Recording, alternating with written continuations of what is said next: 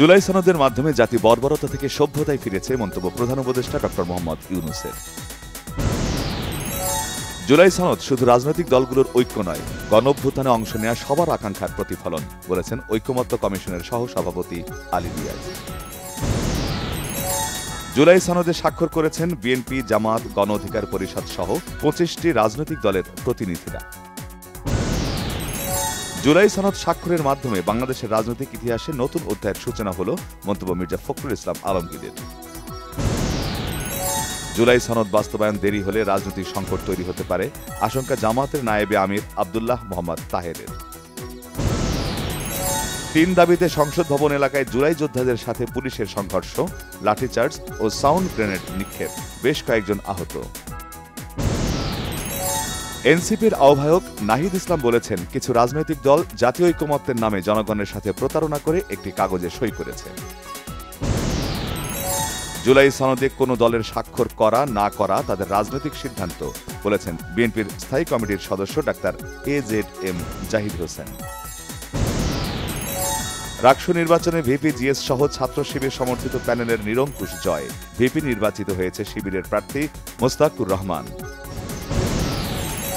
ভারতের ত্রিপুরায় 3 বাংলাদেশিকে নির্মমভাবে পিটিয়ে হত্যার ঘটনায় তীব্র নিন্দা ও প্রতিবাদ জানিয়েছে পররাষ্ট্র মন্ত্রণালয়।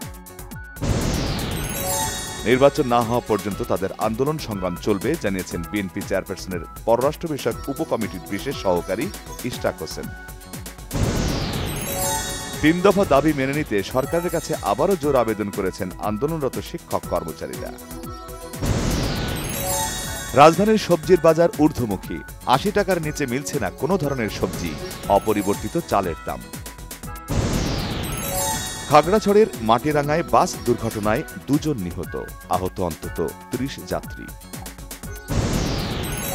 প্রায় 17 ঘণ্টা পর চট্টগ্রাম ইপিজেডের অ্যাডামস ক্যাপ টেক্সটাইল ও জিহং কেমিক্যাল কারখানার আগুন নিয়ন্ত্রণে, কারণ তদন্তে 5 সদস্যের কমিটি গঠন।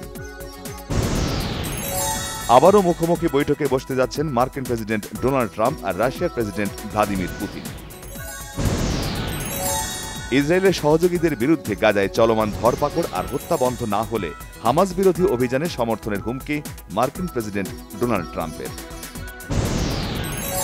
ওয়েস্ট ইন্ডিজের বিপক্ষে বাংলাদেশের ওয়ানডে সিরিজ শুরু হচ্ছে কাল। মিরপুর স্টেডিয়ামে দুপুর 1:30টায় মাঠে গড়াবে এই ম্যাচটি। বিশ্বকাপের প্রস্তুতিতে নভেম্বরে আরও 2টি প্রীতি ম্যাচ খেলবে ব্রাজিল। লন্ডনে সেনেগাল, লিলে তিউনিসিয়া প্রতিপক্ষ।